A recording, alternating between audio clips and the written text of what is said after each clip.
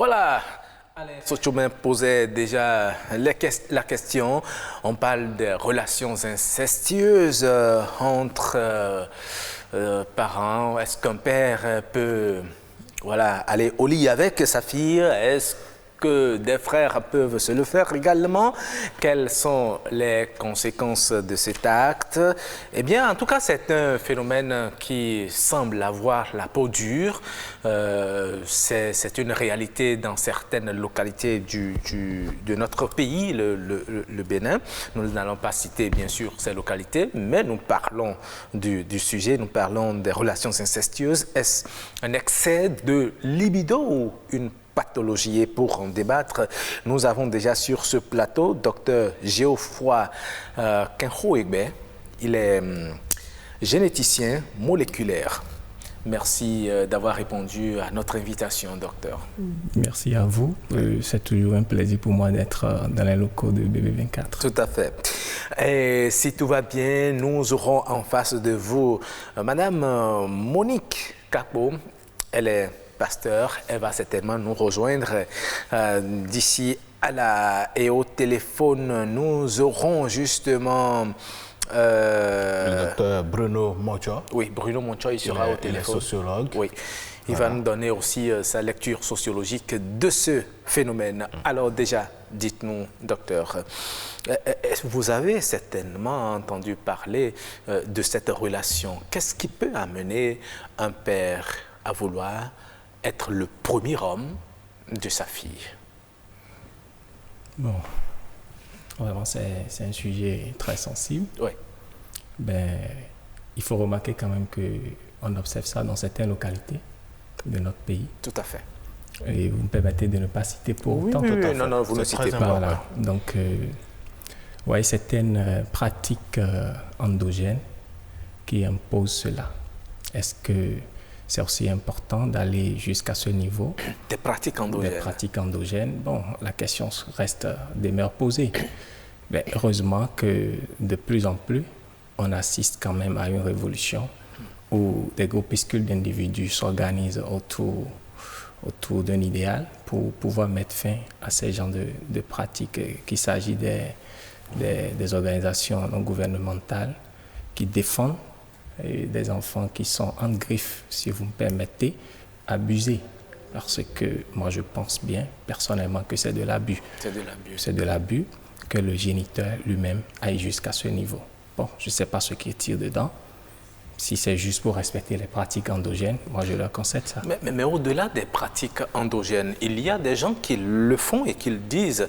Ils ne sont affiliés à aucune collectivité, ils ont leurs enfants et ils disent écoute, c'est moi qui dois, excusez chers téléspectateurs le terme, te déflorer, sans quoi tu n'auras pas un homme dans ta vie, aucun homme ne viendra demander ta main ici pour qu'on l'autorise, et si tu t'entêtes et que tu y vas, tu ramasses les pots cassés. Est-ce que là on peut encore parler de pratiques endogènes? Qu'est-ce qui peut animer justement ces parents, ces pères qui se comportent comme ça? Moi, je reste toujours dans ma posture de pratique endogène.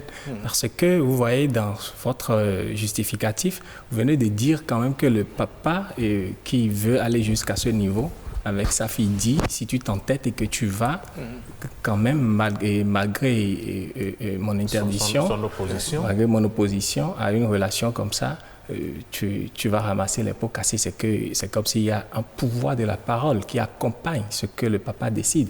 Donc, c'est comme si effectivement qu'il y a une énergie qui accompagne cet état des choses. Monsieur Kenhoegbe, dites-nous, quel type de pratique endogène pourrait amener jusqu'à ce point-là? Quelle est l'importance de ces pratiques-là? Quelle nomenclature de pratiques pourrait obliger un père à aller à cette extrémité?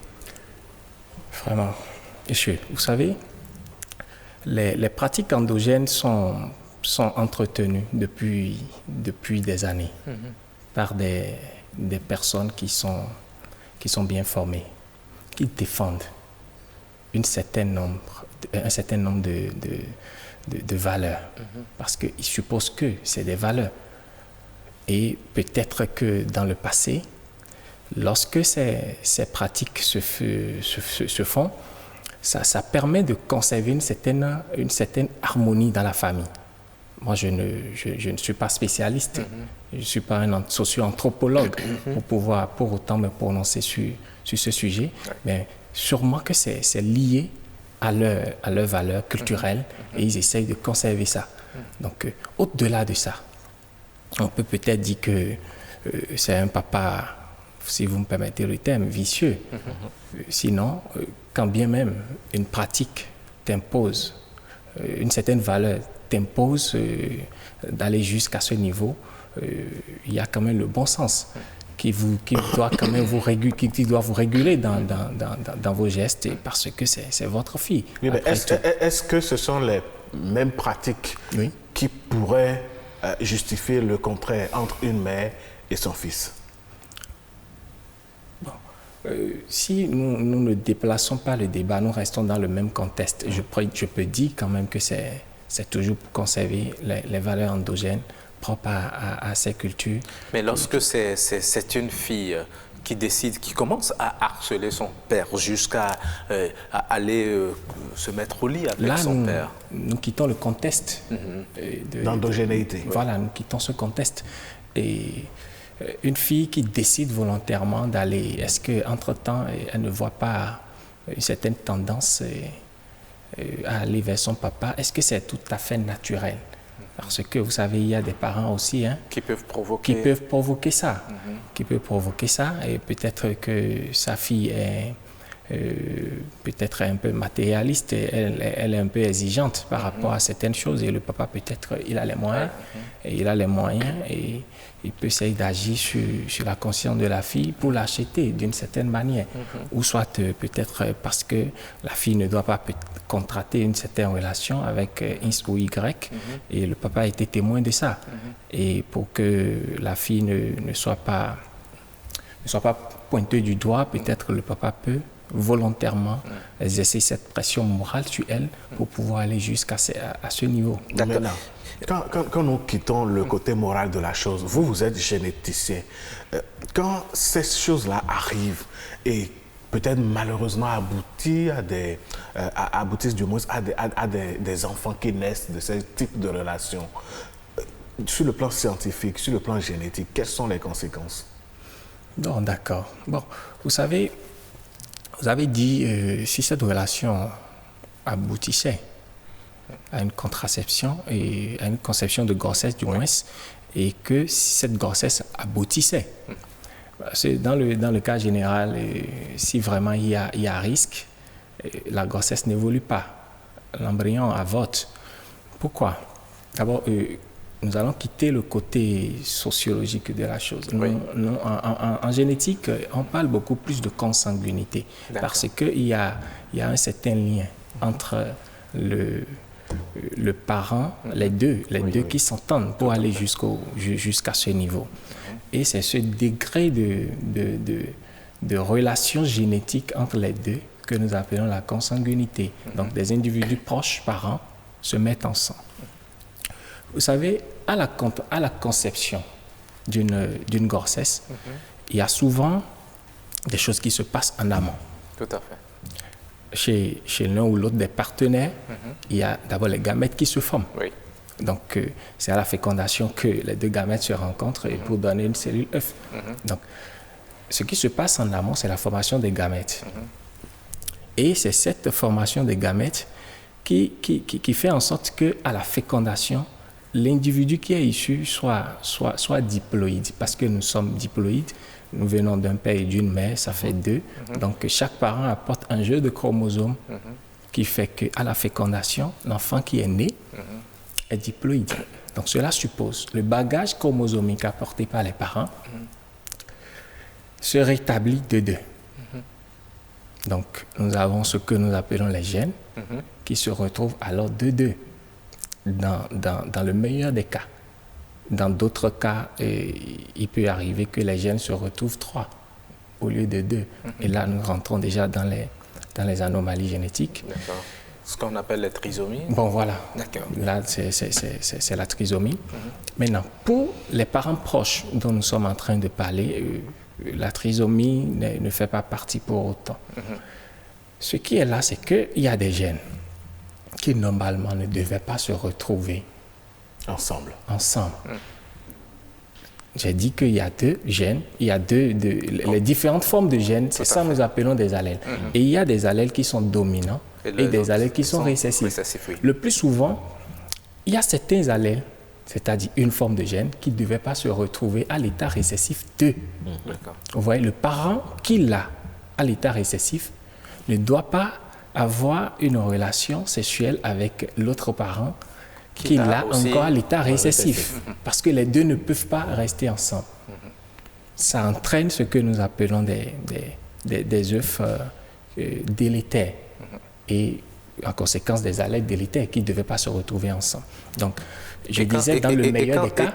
Et quand ces deux allèles se retrouvent, ces deux allèles récessifs se retrouvent, et que la grossesse aboutissait et que ça donne un être humain, il y a quelles conséquences? Oui, les maladies génétiques. Ça se présente comment? Les maladies génétiques rares. C'est là que les maladies génétiques rares apparaissent dans la société. Et le plus souvent, ces maladies, nous les rencontrons dans les pays occidentaux. Mais il a été démontré, par exemple, la mycoviscidose, qui est une maladie génétique très rare que nous rencontrons dans les pays occidentaux. Mais il a été établi que les maladies génétiques rares, telles que par exemple la drépanocytose, une grande proportion des personnes atteintes de cette maladie est issue des personnes qui, entre-temps, ont des degrés de parenté. Vous voyez, donc il y a un lien entre ces maladies génétiques rares et la consanguinité. Donc j'ai parlé de la mycoviscidose, ce n'est pas que ça, ce n'est pas que la drépanocytose. Il y a aussi la thalassémie, qui est aussi une maladie proche de la drépanocytose, qui crée aussi des difficultés respiratoires chez les individus qui les portent. Donc autant de ces maladies génétiques rares qui sont favorisées par les mariages entre proches parents. D'accord. Et je ne sais pas si ça fait partie déjà des causes, des conséquences que vous avez citées. Il paraît que, et même une étude l'aurait révélé, lorsque des personnes qui ne devraient pas se mettre ensemble, telles que vous l'expliquez, et qui ont des allèles récessifs se mettent ensemble, il y a la forte probabilité qu'ils mettent au monde des nés, c'est-à-dire des personnes de taille courte. Est-ce que c'est vrai? Bon, les gènes qui sont impliqués dans le déterminisme de la taille chez l'individu peuvent être... c'est possible, mais ce n'est pas dit d'office que ça, c'est parce que le mariage a été contracté entre proches parents. Ce n'est pas systématique. Donc les gènes qui sont impliqués dans le déterminisme de la taille peuvent être influencés, mais ce n'est pas directement lié à la consanguinité. D'accord. Est-ce que ce phénomène peut aboutir à la naissance d'êtres, sinon d'humains mal formés? D'humains mal formés, on peut prendre ça sous divers angles. Est-ce que c'est au niveau des organes? Oui. Oui, au niveau des organes, oui. Et le mariage entre proches parents peut entraîner par exemple des cardiopathies graves. Des cardiopathies, parce qu'il a été établi un lien entre la consanguinité et les maladies cardiovasculaires. C'est possible. Par exemple aussi des maladies respiratoires et qui sont occasionnées par des mariages entre proches parents. Oui, parce que naturellement, comme je l'ai dit, des gènes qui ne devaient pas se retrouver à l'état homozygote récessif se sont vus à l'état homozygote récessif, et voilà les conséquences. Très bien. Merci à vous. Entre-temps, vous l'avez constaté, chers téléspectateurs, nous avons été rejoints par notre invitée, Madame Monique Capo, elle est pasteur. Bonne arrivée, Madame. Merci. Vous avez certainement été... Bonjour. Pris par l'embouteillage, certainement. Vraiment. Merci. J'étais à une messe. D'accord. D'accord. Ok, merci beaucoup. En tout cas, l'essentiel, c'est que vous soyez sur ce plateau et vous l'êtes. Voilà, nous parlons bien sûr de ces relations incestueuses qui se produisent entre parents. Vous êtes certainement imprégné de ces réalités dans certains milieux de notre pays. Un papa qui décide de coucher avec sa fille fille ou une maman qui décide de coucher avec son garçon, vice-versa, etc. Qu'est-ce qui peut justement amener un père à vouloir désirer sa fille au point d'aller au lit avec elle? Je vous salue, monsieur le journaliste. Ouais. Et un père ou bien une mère qui se laisse se coucher avec son fils ou bien sa fille, chez d'autres personnes, ça peut être le manque d'éducation. Chez d'autres, c'est la pathologie. Puis d'autres laissèrent de... Des désirs sexuels? Oui. Oui. Et dans la Bible aussi, la Bible nous dit dans le livre de Genèse, c'est vrai que Abraham s'est marié avec Sarah. Et d'autres disent que Abraham s'est marié avec sa sœur. Ce n'est pas sa sœur, mais c'est une cousine. Et C'est ce que dit la Bible? oui, c'est sa cousine, ce n'est pas sa sœur directe. Et Lot qui s'est marié avec ses 2 filles? L'autre ne s'est pas marié avec ses 2 filles. Oui, la Bible dit que leur papa dormait quand les 2 filles se sont dit entre eux. L'aîné disait à sa sœur, nous allons faire boire notre papa pour pouvoir se coucher avec lui. Donc c'était un acte inconscient. Inconscient, vraiment inconscient. De la part du père? De la part du père. Mais les bien filles conscient. étaient conscientes Oui. parce qu'elles se disaient qu'il n'y avait plus d'hommes avec qui elles pouvaient se marier. Et comme elles voulaient garder leur race, elles ont décidé maintenant d'aller se coucher avec leur père. Et ils ont donné à boire à leur papa. L'aîné avait fait, et cette nuit-là, elle était partie coucher avec son père. Et la nuit suivante, elle a fait aussi pour sa soeur. C'est de là, les 2 ont tombé enceintes de leur père. Et la Bible a été claire. La Bible nous... Prenons alors l'exemple d'Abraham et de Sarah. On dit que c'est une cousine, mais c'est quand même un parent proche. Oui. Est-ce que cela devrait se faire? Ok, merci. Oh, la Bible fonctionne de dispensation en dispensation. Avant, la terre n'était pas remplie. Et comme Dieu voulait remplir la terre, il a permis, en cette époque-là, une cousine peut se marier avec un cousin. D'accord? Un cousin peut se marier avec une cousine et c'est ce qui se faisait. Mais à un niveau donné, comme la terre est remplie, Dieu a suspendu cela de ses lois. Donc, en ce moment-là, ce n'était pas un péché. Parce que c'est la Bible, c'est Dieu même qui leur a recommandé ça. Mais c'était une cousine proche. Et aujourd'hui, on le voit. On dit, et on le voit aujourd'hui. Mais ce qui concerne les frères directs, la Bible nous a dit dans le 2 Samuel chapitre 13. Et quand Amon désirait coucher avec sa sœur Tamar, et là, il a eu les conséquences. Tamar et Amon étaient de même père, mais différentes. Et Absalom, qui était le frère de Amon, était de même père, même mère avec Tamar. Et Amon désirait vraiment, la Bible nous dit qu'il était tourmenté. Puis là, ce qu'il a commencé par se maigrir. C'est pourquoi la Bible dit, les mauvaises compagnies corrompent les bonnes mœurs. Vraiment. Parce que quand Jodadam était venu voir Amon et il lui a dit, pourquoi mon ami, pourquoi tu es si malade à tout moment? Dis-moi ce que tu as. La Bible dit qu'Amon lui a dit, je désire vraiment coucher avec ma soeur Tamar. Je le désire vraiment. Donc le désir brûlait Amon. Oui, vraiment, le désir le brûlait, mais il n'a pas pu se tenir. Il n'a pas pu se maîtriser. Et comme il n'a pas un ami qui pouvait l'aider aussi à vaincre ce péché, et l'ami lui a donné des moyens par lesquels il peut prendre pour pouvoir atteindre son objectif, il a fait.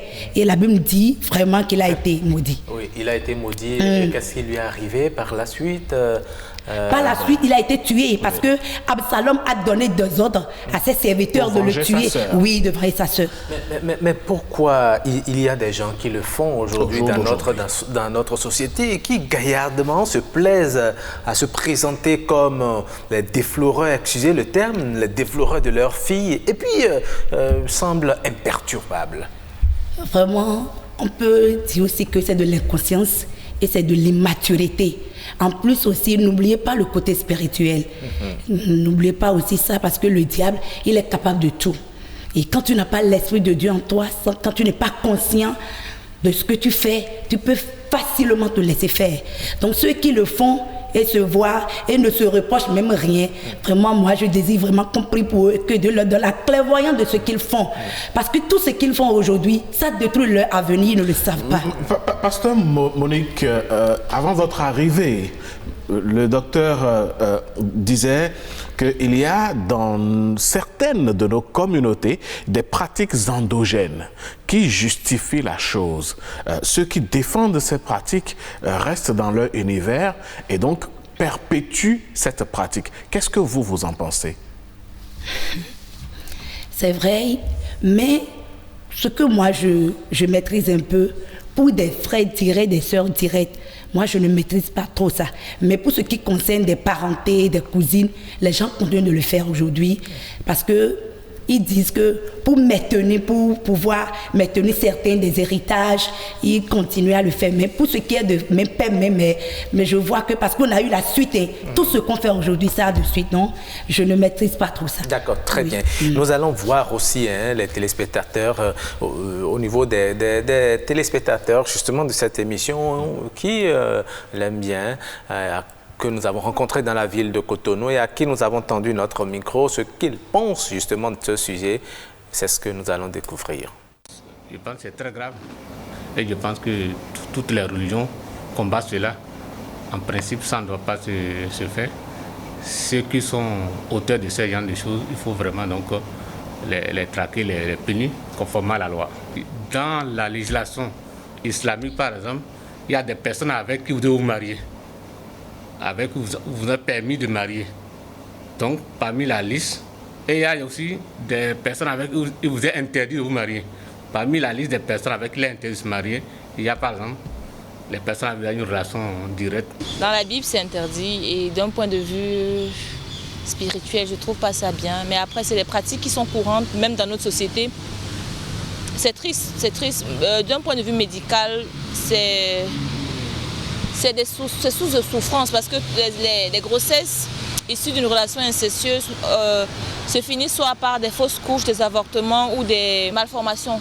Je suis futur médecin, c'est triste de les recevoir en consultation et d'écouter leur parcours. Ça fait mal, mais du fait de la coutume de la religion, elles sont confinées dans ça. Donc il faudrait pour moi les bannir. Je pense que c'est beaucoup plus l'ignorance par rapport au côté néfaste de ces pratiques-là qui fait qu'elles perdurent. Personnellement, je trouve ça malsain. Même dans le règne animal, il y a certaines espèces qui ne se reproduisent pas entre frères les unes avec les autres. Parce qu'il y a une certaine conscience de ce que cela signifie.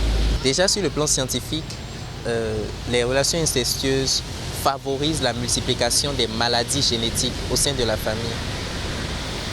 Si par exemple dans une famille il y a un problème d'albinisme et que ils se reproduisent entre eux, ils se marient entre eux et ils ont des relations entre eux, la maladie est amplifiée au sein de la famille et peut entraîner beaucoup plus de dégâts, plus de dangers dans la suite, au fur et à mesure que les générations s'enchaînent. Donc rien que pour cela, les relations incestueuses ne sont, à mon avis, pas à encourager ou à favoriser. J'en ai entendu parler où le grand frère entretenait des relations sexuelles avec sa petite sœur. Ils sont passés donc de vie à trépas. La loi l'interdit. Nos coutumes aussi l'interdisent. C'est à décourager le papa et son enfant, la maman et son garçon, ou des frères et sœurs. Quand vont naître des enfants,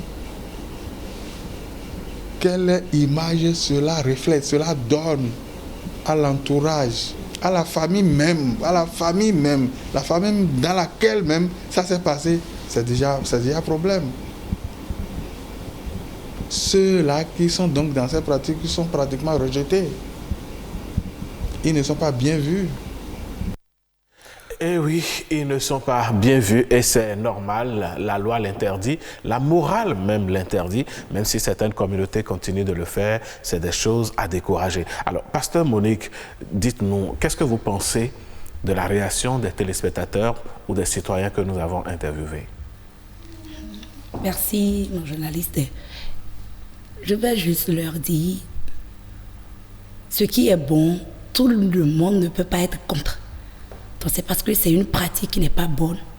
Donc ils n'ont qu'à essayer juste, il faut qu'on bannisse ça de nos pratiques pour l'avenir de nos enfants. D'accord. Il faut bannir, vous l'avez dit, hein, bannir cette pratique pour l'avenir des enfants. Mais vous permettez que je reste avec vous pour vous poser cette question. Admettons que cela se passe entre un père et une fille, ou bien entre deux frères et sœurs. Est-ce qu'il faut avorter ou bien demander que l'on conserve ce fruit-là jusqu'à naissance? Ok. Je ne pourrais pas leur demander d'avorter. Parce que s'ils avortent, c'est un péché. S'ils gardent, c'est encore un péché. Et la Bible est contre l'avortement. Et voilà que l'acte qu'ils ont commis aussi n'est pas biblique, n'est pas conseillé. Voilà que le pied est arrivé. Ils ne sont pas Dieu. Et Dieu, même si c'était Dieu même, il allait voir l'enfant et la chicotte. On peut juste les conseiller jusqu'à ce que la fille qu'on a enceintée accouche. Et on va leur juste dire de ne plus continuer. Parce que moi, je ne peux jamais leur dire d'avorter. Parce que l'enfant qui veut venir, si Dieu n'avait pas voulu que cet enfant vienne, on connaît des gens qui sont ensemble depuis 30 ans, ils n'ont jamais conçu. Mais si je vous prends peut-être pour moi, vous avez dit, si Dieu n'a pas voulu, cela ne se serait pas passé. C'est comme si c'est Dieu qui a béni cet acte qu'ils ont posé. Voilà, c'est une manière de parler. La grossesse qui est venue, selon mon avis, moi, je prends l'exemple d'une sœur. Si c'était une sœur propre à moi qui l'a fait avec un petit frère, je ne peux jamais leur conseiller d'aller avorter. Parce que si la fille est partie avorter, il a commis un péché. Si elle garde la grossesse, il a commis un péché. Oui, mais l'image que cela rejette sur votre famille, voilà. Dieu peut-il bénir quelque chose que lui-même, il a interdit en amont? Voilà, c'est ce qui se passe aujourd'hui. C'est cette honte-là que les parents refusent. Parce qu'il y a certains parents qui disent, si l'enfant vient en vie maintenant, ça va saboter notre famille, ça va nous compromettre. C'est à cause de ça, ils amènent leur fille ou bien la femme à aller avorter. Voilà. Maintenant, voilà que l'avortement aussi n'est pas conseillé. Voilà que l'avortement aussi est interdit. Voilà que l'acte là aussi est interdit. Et voilà maintenant que c'est arrivé. Comment nous allons faire? Même si, je peux vous donner un exemple. C'est vrai que c'est Dieu qui a interdit et Dieu ne peut jamais bénir ce qu'il a interdit. Mais la Bible nous dit aussi que, prenons l'exemple de David qui a tué Uri et qui a pris sa femme. Comme si devant les hommes, on pouvait dire que la femme d'Uri ne mérite plus d'honneur. Mais c'est pas là. Dieu a encore donné un enfant qui est devenu roi. Dieu fait ce qu'il veut. Il le fait en son temps avec qui il veut. D'accord, très bien.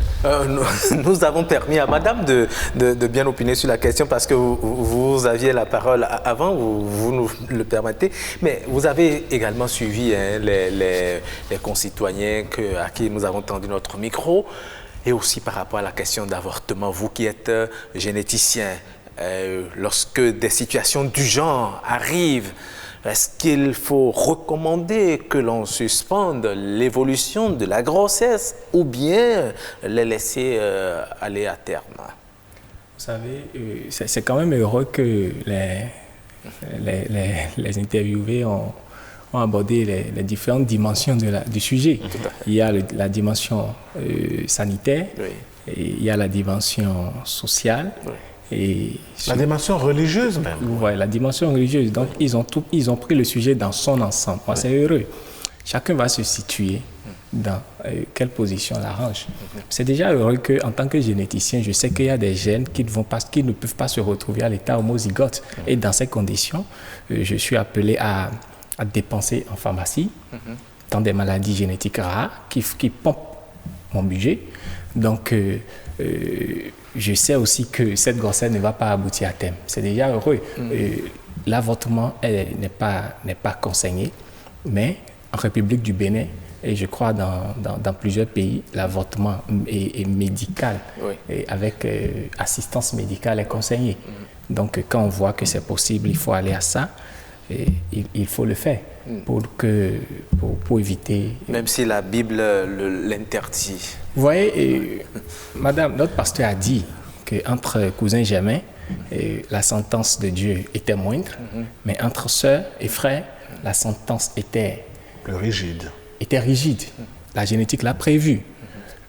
La probabilité que 2 allèles récessifs délétères se retrouvent à l'état homozygote chez des frères et sœurs est de 1 quart, ça fait 0,25. Tandis que chez des cousins germains, c'est de 1/16e. Le risque est moindre. Donc, vous savez, dans ces conditions, il faut simplement éviter en fonction de la situation qui se présente à vous. Très bien. Nous sommes déjà en ligne avec le docteur Bruno Monchoy, il est sociologue. Bonjour, docteur. Oui, bonjour, c'est journaliste. Très bien, vous êtes en direct dans cette émission. Nous parlons des relations incestueuses. Un père qui décide de coucher sa fille, une mère également qui décide d'aller au lit avec son fils, des frères qui se le font également. Alors, dites-nous d'abord, au niveau du père et de la fille, vous n'êtes pas sans savoir que c'est une pratique qui a cours dans certaines localités. Comment vous expliquez cela? Merci beaucoup. Vous abordez des faits de société qui interpellent aussi bien la morale, qui interpellent aussi la culture et de façon globale des faits de société. Oui.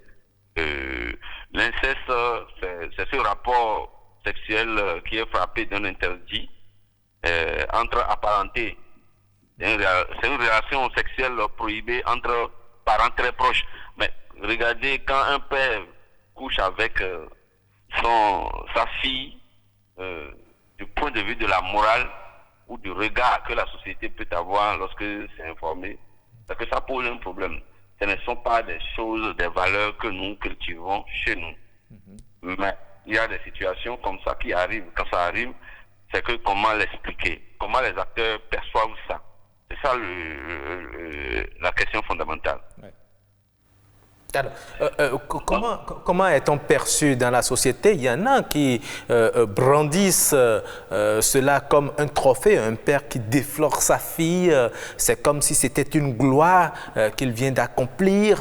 Est-ce qu'on peut dire que c'est pour des pratiques endogènes, qu'il se sent autosatisfait, ou bien c'est une pathologie qui est en développement à son niveau?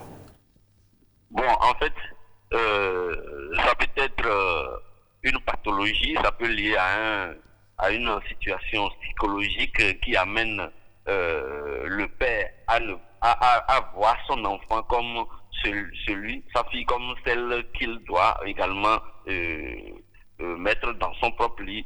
Sûrement parce que la fille, sa forme, tout ce qu'elle présente physiquement constitue des éléments d'attraction pour lui. Ce qui n'est pas quand même bien. Ce n'est pas des faits culturels. En fait, nos cultures ne demandent pas ça. Mais quand des situations pareilles arrivent dans le fait culturel ou bien dans la façon de gérer les situations dans nos familles respectives, ça se gère sans tapage et sans tapage. Mais ce ne sont pas des valeurs qui sont prescrites. Des valeurs qui sont proscrites par nos cultures respectives. D'accord. Mais quand vous allez questionner certains auteurs, ils vous diront que, certains auteurs comme Claude Lévi-Strauss, ils vous diront que la famille et l'inceste n'est pas prohibé. Ah bon? Ah oui, l'inceste n'est pas prohibé parce que pour lui et beaucoup d'autres anthropologues, ils ont vu la prohibition même de l'inceste le fondement universel et intrinsèquement culturel et social. Donc pour eux là, en s'appuyant sur la certitude que les relations incestueuses existent et que si le tabou de l'inceste était naturel, sa prohibition serait inutile. Vous voyez, c'est qu'ils sont dans la dynamique de ce que ça ne pose pas un problème pour la société, ou bien ça ne pose pas un problème de la société que le parent prenne comme son mari, son époux et son mari, son propre parent. Ok. Mais vous savez, en Afrique, c'est prohibé. L'auteur que vous citez n'est pas africain. C'est un Européen. Et il est européen, il n'est pas africain. En contexte africain, c'est prohibé. Et vous êtes sociologue, vous n'êtes pas sans savoir que lorsque deux parents qui ne devraient pas aller au lit le font, il y a une manière de procéder pour les désenvoûter. Des fois, on les amène au marché avec des branches de palmiers, etc. Est-ce que ce n'est pas pour montrer à la société que c'est une pratique interdite qui ne devrait pas se faire? En fait, quand nous parlons, quand nous opinons, on ne va pas que se regarder. On ne peut pas vivre en autarcie. Et donc, on regarde de l'autre côté aussi pour savoir mais qu'est-ce qui se passe. Parce que parfois, c'est ce qui se passe là-bas qui asperge même, qui nous assaille au point même de nous dérouter. Et donc, dans nos sociétés respectives, si je prends au Bénin, il y a des cultures où on ne peut jamais faire ça. Et lorsque vous le faites et que l'information est venue et tout le monde est informé, c'est que on doit, on doit vous purifier. Et on doit purifier même l'espace dans lequel ça s'est produit.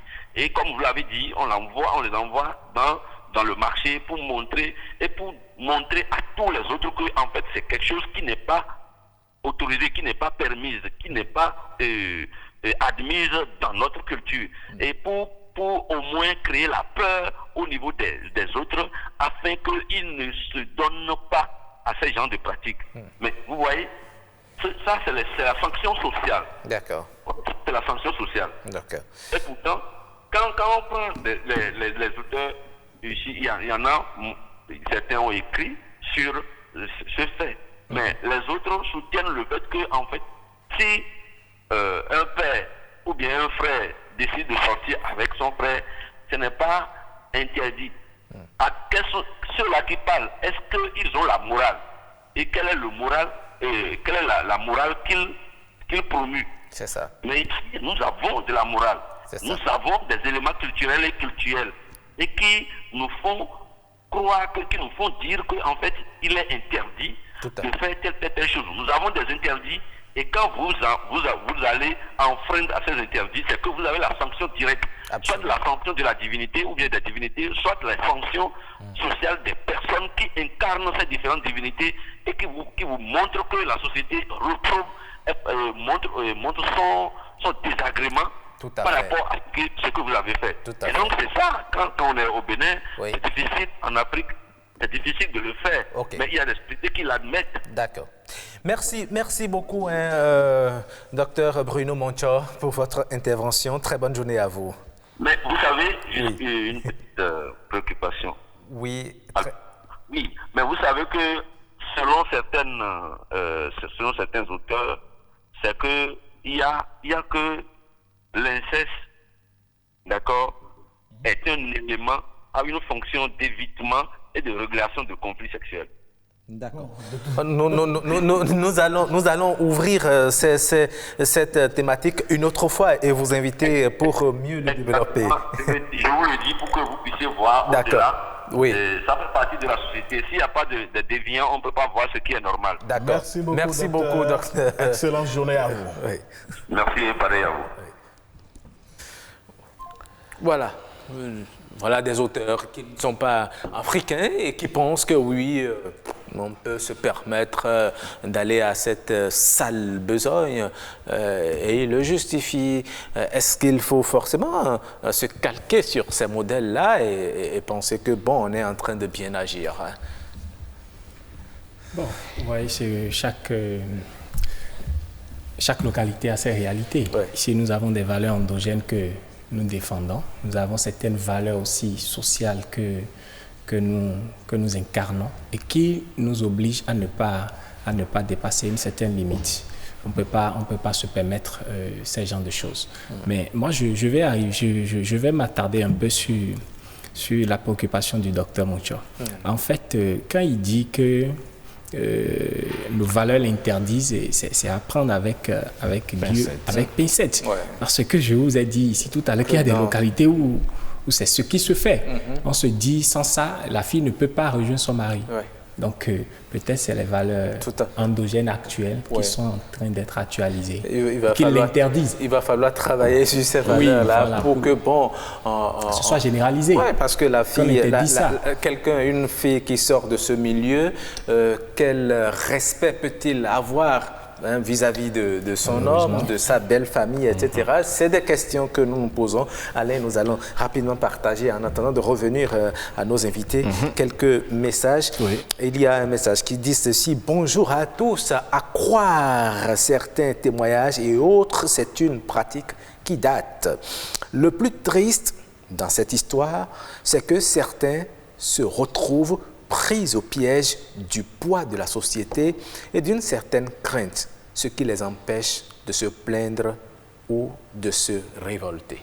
Un autre message, mon cher Roch, Dieu a créé le corps de la femme et l'a programmé pour commencer par émettre des rayonnements à partir d'un certain âge. De même que le corps de l'homme, pour capter et décoder ces messages quand il se trouve en face de cette merveilleuse créature féminine.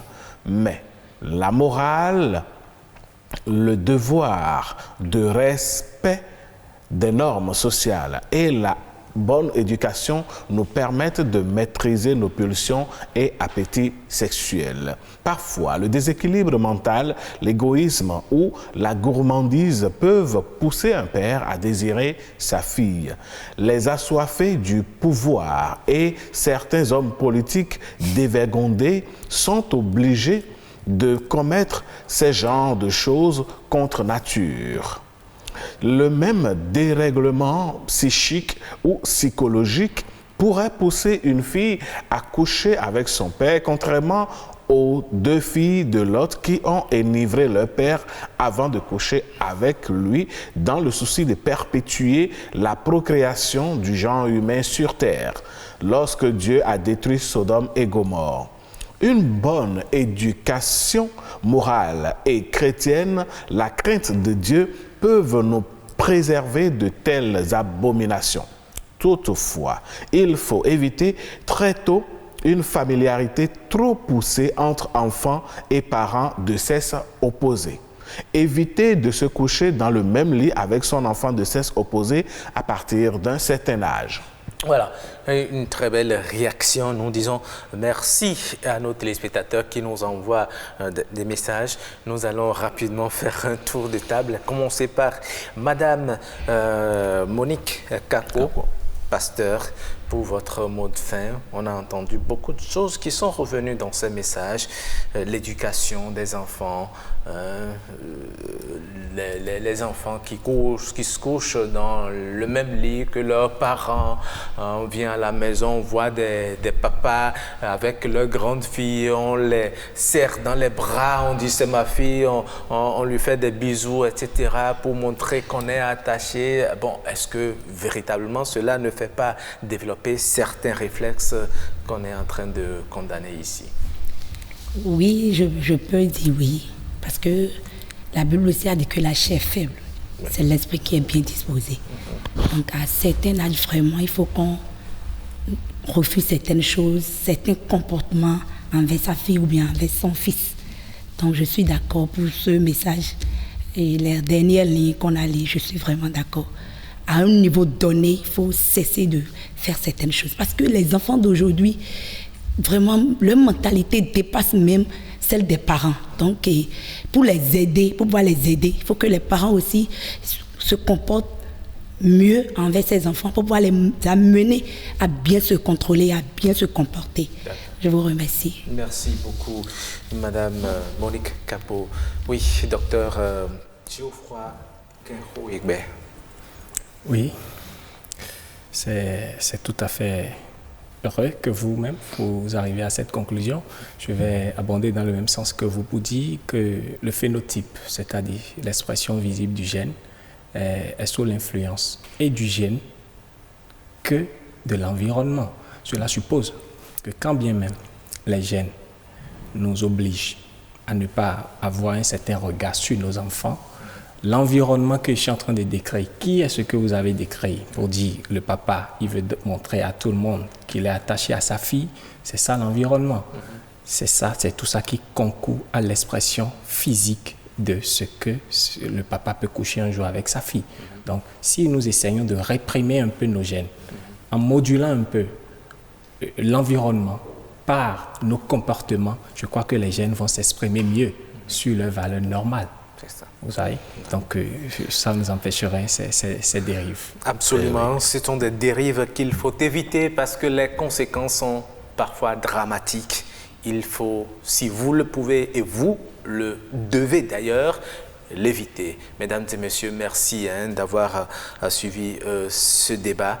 L'émission n'est pas terminée. Nous allons raccompagner nos invités Alain.